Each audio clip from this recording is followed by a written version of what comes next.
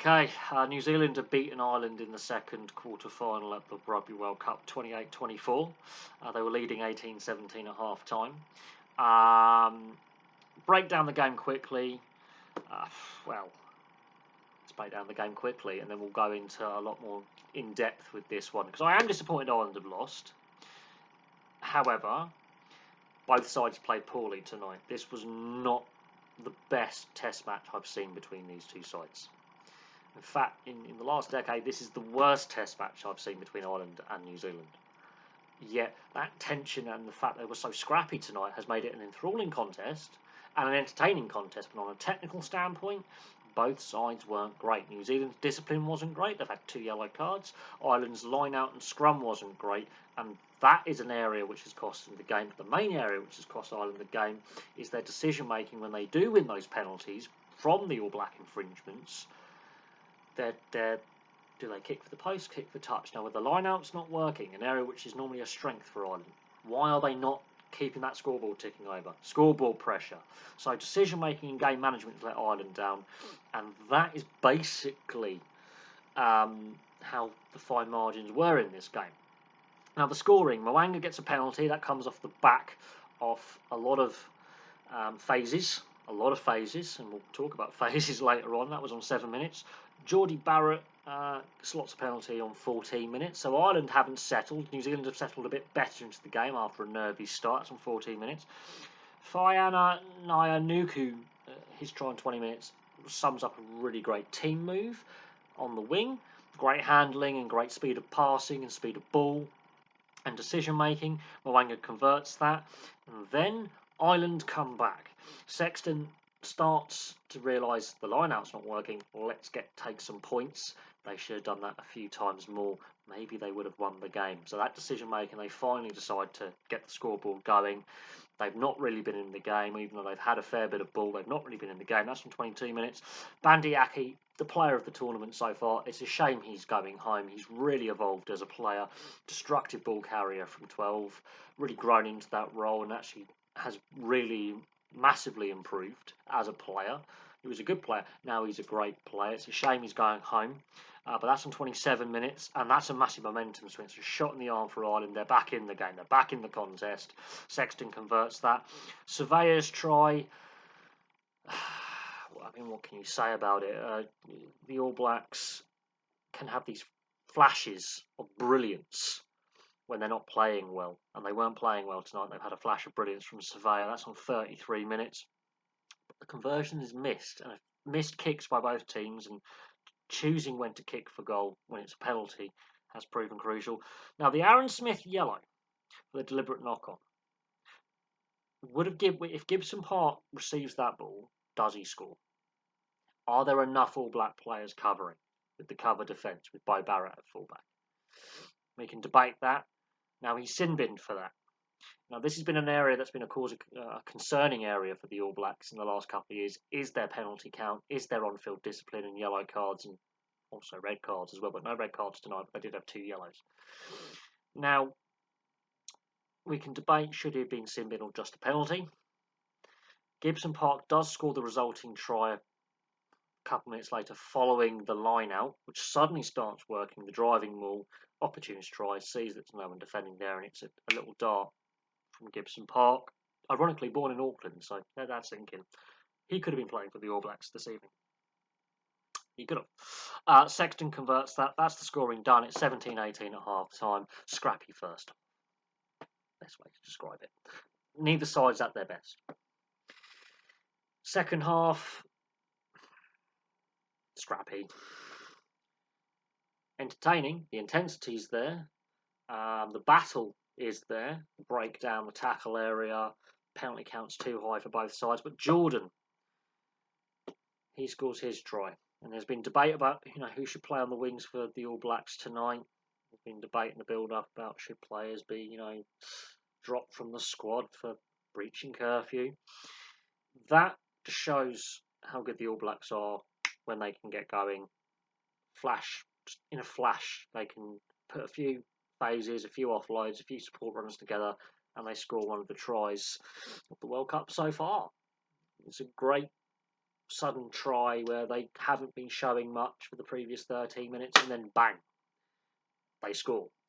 And Geordie Barrett converts that, but they don't kick on and wake up, because Ireland come back. They're in the contest. They're desperate, but they're in the contest, and they have a period where they get things right. They start executing. They start putting pressure on the All Blacks. They're stringing phases together. They get a penalty, kick for touch. The line-out has started working. They get a penalty try from the resulting driving maul because Cody Taylor brings the maul down. They decide to compete for the line-out because it has misfired in this game, but it's started to work, and they've decided to back themselves and go, right, let's get our set play right. They've adjusted the line-out calls, they've simplified the line-out calls, they've adjusted it, and the line-out is starting to function. Cody Taylor, because they've gone up and contested, they've only got 7 forwards prepared to drive rather than 8. Now, you can do this and defend from contesting a 5-metre line-out. You can do it if you organise. They weren't organised, they were shambolic. Cody Taylor brings it down. It's a penalty try. He's sin-binned. Second yellow of the game. But not during that sin-bin period, unlike the first sin-bin period for Aaron Smith, they get a score. It's Geordie Barrett. And if they don't get that score on 69 minutes, I have no doubt that Sexton would have slotted one of the penalties he kicks for touch over the posts. But it is that decision-making when the line-out wasn't working in the first half and periods of the second half where they kept kicking for touch rather than going for the points. Because Sexton's got a fair boot on him and has got some range. And that was a bit of a head-scratcher. The other head-scratching area is Andrew Porter and leaving him along on as long as they did in the scrum because he kept giving penalties away. And that lies with Andy Farrell and Easterby in the coaching staff. I'm just going to put that out there. That is a coaching decision to leave Andrew Porter on the field until 72, 73 minutes. I think they should have taken Porter off at around 60, 65 and changed the narrative at scrum time, because that was becoming an issue where Wayne Barnes, love him or hate him, and a lot of people dislike Wayne Barnes as a referee, and I'm not a massive Wayne Barnes fan, he's pinging Andrew Porter. That's where the infringements are at scrum time. Now, you can also argue the All Blacks are infringing and the other prop is infringing, like Ty Furlong's infringing and the entire All Black. But he's the prop. He's the player that is getting pinged by Wayne Barnes. Now, we can argue whether on the physical contest, Ireland are winning the contest, and they probably were shunting the All Blacks back. But it's Andrew Porter who's not got his technique right, and it's a technical infringement or two here or there. And he's less than impressed with Wayne Barnes, and Wayne Barnes keeps penalising him. So we can debate that. On the All Black side of things, their penalty count was far too high. Now, if this was a mid-year test match or end-of-year test match, we're having a different discussion about how the game plays out. And I think both sides would have approached the game slightly differently because it's not a knockout game, but this is a knockout game. And yeah, the debate and the match breakdown and go, okay, we can improve for next year, or this is an area to work on. It's a World Cup knockout match. The All Blacks looked human in this game. They weren't brilliant. Ireland weren't brilliant. If Ireland are at their best, the All Blacks lose. The All Blacks are at their best. The Irish lose by a bigger scoreline.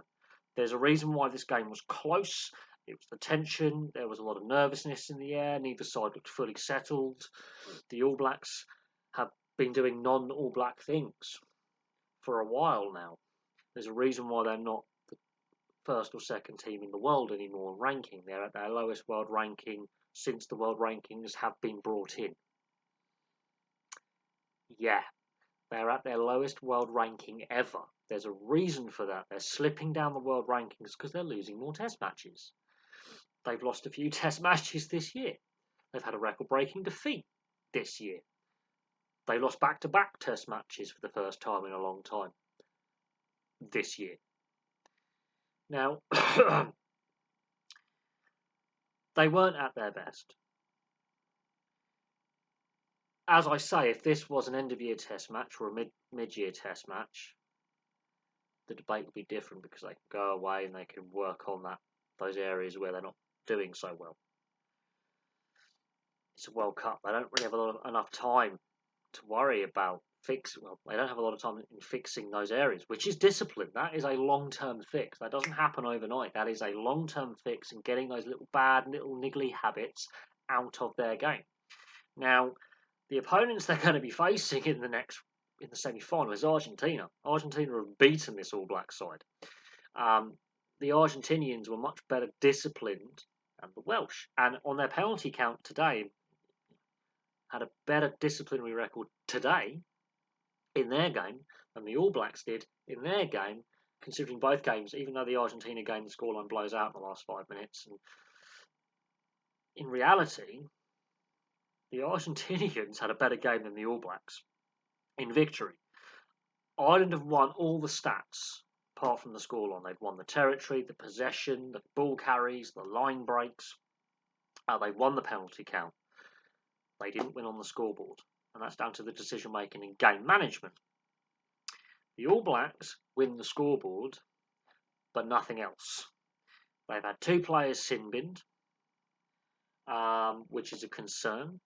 And I'll say this, as a neutral, even though I wanted the Irish to win, but as a non-Irish, well, I'm not Irish or New Zealander, I've got Irish heritage of mine, and I've got family in New Zealand, so I am a true neutral in this. My brother-in-law's a Kiwi as well, so weird that. I've got a cousin who lives in New Zealand, my brother-in-law, his parents are Kiwis, so we'll let that sink in. So my dad's family originate from Ireland, so I'm a true neutral in this game. Although it would have been nice to see Sexton retire as a World Cup winner, which is just sadly not the case. But as a neutral, a true neutral in this case, this was not a great game. On a technical standpoint, technically, this game was poor by both sides. Now, the All Blacks are going to have to play a hell of a lot better to win the World Cup. A hell of a lot better.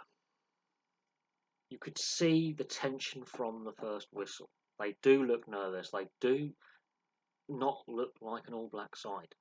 We have been here before with the All Blacks where they do somehow implode in either a quarter-final or a semi-final. More likely a semi-final than a quarter-final. They have lost a World Cup final. And they've got... This All Black side is not the All Black side of 2011 and 2015. 2007, the last time we were in France, we were saying this All Black side is the best All Black side of all time. They weren't, by the way. Just putting it out there. This All Black side is not the same All Black side that dominated for 8 years. Literally 7-8 years. Just before the 2011 World Cup and just after the 2015 World Cup. This is not the same All Black side. They're a shadow of those teams. They really are. I'm genuinely being serious with that. On the Irish point of view, we have to now start asking how much of a psychological block is this? Why is it they can't get past the quarter-final stage? And I did say that if they won the quarter-final, they would go on to win the World Cup. They haven't won the quarter-final. And I also stated that I felt that they were potentially peaking too soon during the Six Nations, which is clear and obvious that they did. Because if they had won this game, they set a new world record for international test rugby for consecutive wins, so they still have a joint record. In order to win the World Cup, they would have had to put up a stupid record for consecutive wins, which is well over 20, I believe. And that clearly just shows how hard it is to win a World Cup.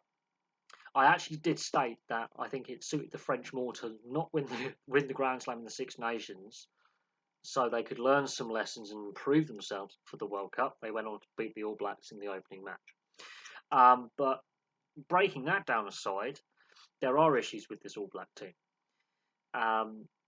If Ireland had played at their true potential like they did in the Six Nations, the All Blacks are beaten by about 10 to 15 points.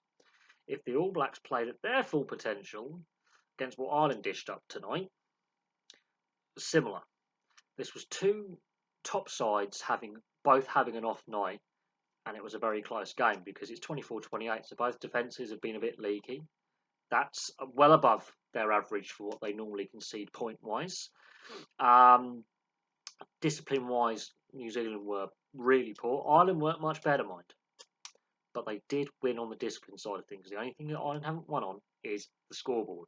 And now we will be having that debate about Ireland, World Cup quarterfinals, and why, when it comes to the Six Nations, you can lose one week, but you've got a game the following week, and there's no jeopardy apart from you're aiming for a Grand Slam. So you go back and rinse and repeat. Same with the Rugby Championship with New Zealand, because they've choked it in the knockout stages of many a World Cup, apart from 2011, 2015, and of course the inaugural tournament in 1987.